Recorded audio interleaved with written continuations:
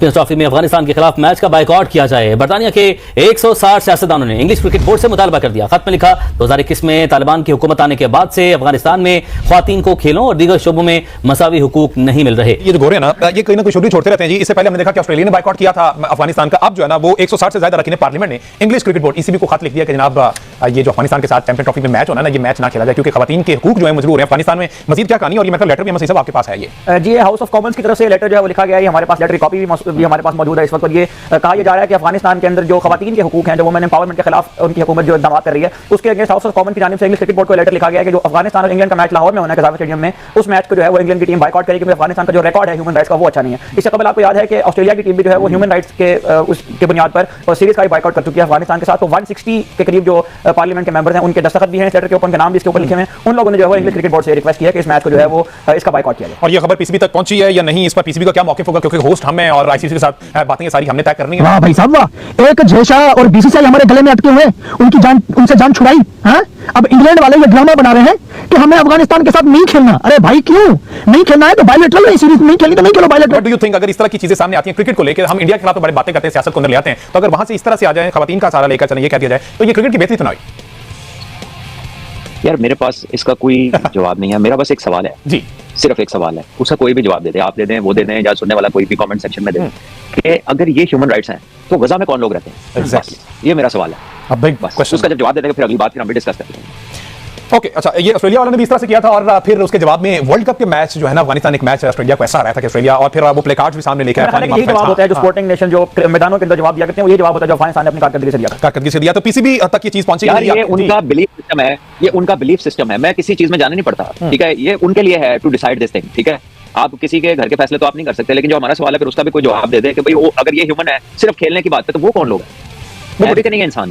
बिल्कुल एग्जैक्टली। और ये अगेन वही बात, एक बिग क्वेश्चन मार्क है, ये पूछना पड़ेगा और ये सवाल तो उठाना बनता है। आखिर पीसीबी तक ये लेटर और इस तरह की कोई बात पहुंची है? इस हवाले से कोई हेडक्वार्टर में कोई बात हुई हो?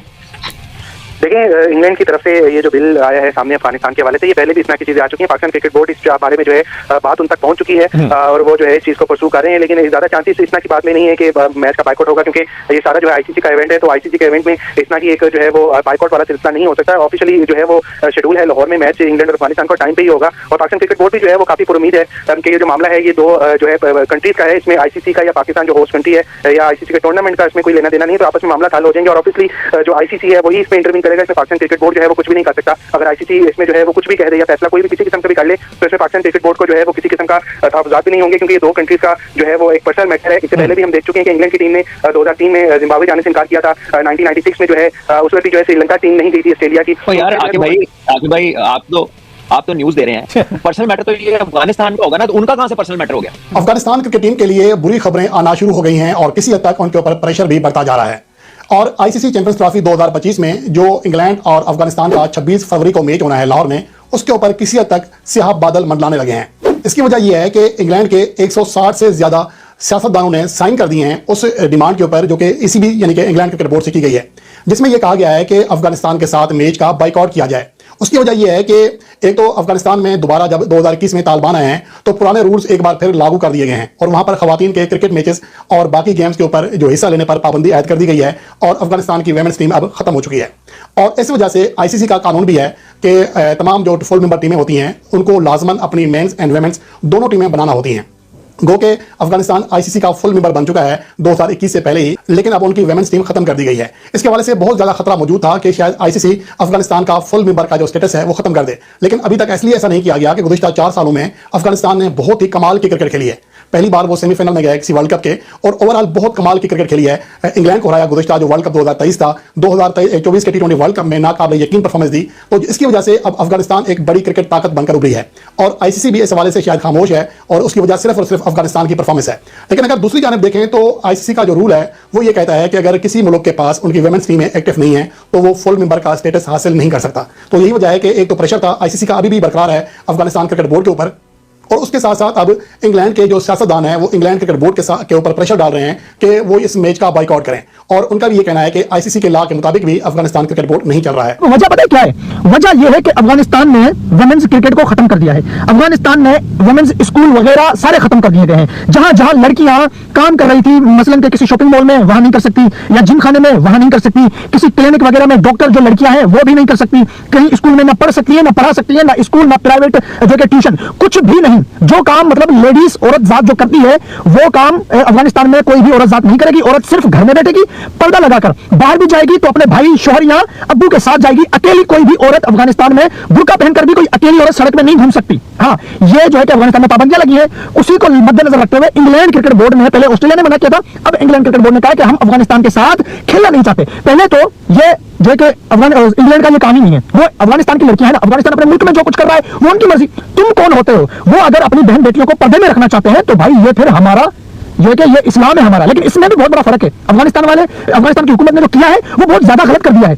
इस्लाम इतना पाबंद नहीं है, इस्लाम में इतनी सख्ती नहीं है। इस्लाम में सिर्फ ये है कि औरत को पर्दे में रहना चाहिए, औरत बाहर जा सकती है, औरत जो है कि अपने जाती मामले मसाइल हल कर सकती है, ठीक है, लेकिन वो पर्दे में रहकर। ये नहीं है कि उसको इतना पर्दे में रखो कि वो बाहर ही ना निकले, वो बेचारी जॉब भी ना करे, वो पढ़ने भी नहीं जाए। इस्लाम तालीम लेने से नहीं रोक सकता इस्लाम, लेकिन अफगानिस्तान वाले रोक रहे हैं, इस चीज में वो गलत है। लेकिन वो अपनी मर्जी चला रहे हैं तो उनकी मर्जी। इंग्लैंड कौन हो सकता है भाई? इंग्लैंड वालों, तुम कर सकते हो, तुम्हारी बहन बेटियां बिना कपड़ों के सड़कों पे चल रही हैं, तुम अपने को चला सकते हो, वो तुम्हारी मर्जी है। अफगानिस्तान जब नहीं कर रहा है ये सब कुछ तो उनकी मर्जी, उनकी जो कि मुल्क का फ्यूचर है, वो कैसे भी वो संभाले, कैसे भी करे। तुम कौन होते हो ये सब बोलने वाले कि हम अफगानिस्तान के साथ चैंपियन ट्रॉफी में मैच नहीं खेलेंगे? मुझे नहीं लगता कि आईसीसी या इंग्लैंड क्रिकेट बोर्ड इस पे कुछ करेगा। ये सारी कागजी या लफ्जी बिल्कुल चलें, उन्होंने अपना मौक़िफ़ जो है वो रजिस्टर्ड करवा दिया, उन्होंने एक लेटर लिख दिया, लेट्स सी ईसीबी इस पर क्या एक्शन लेता है। और आईसीसी डेफिनेटली इस इतने बड़े इवेंट में, इतने बड़े टूर्नामेंट में आईसीसी की जानिब से इस तरह से कोई स्टेप नहीं लिया जाएगा जो कि क्रिकेट की खराबी का बायस बने। खैर, बोर्ड ने इब्तदाई तौर पर यकीनन ये कहा है कि हम कोई एकतरफा फैसला करने की पोजीशन में नहीं है। अगर इस किस्म का कोई मुश्तरका फैसला होता है तो फिर उसके ऊपर डेफिनेटली दीगर बोर्ड्स को भी ऑन बोर्ड लिया जाएगा। डिस्कशन के बाद इतने बड़े टूर्नामेंट अगर किसी टीम के साथ ना खेलना हुआ तो वो बात सामने आएगी, क्योंकि हाइब्रिड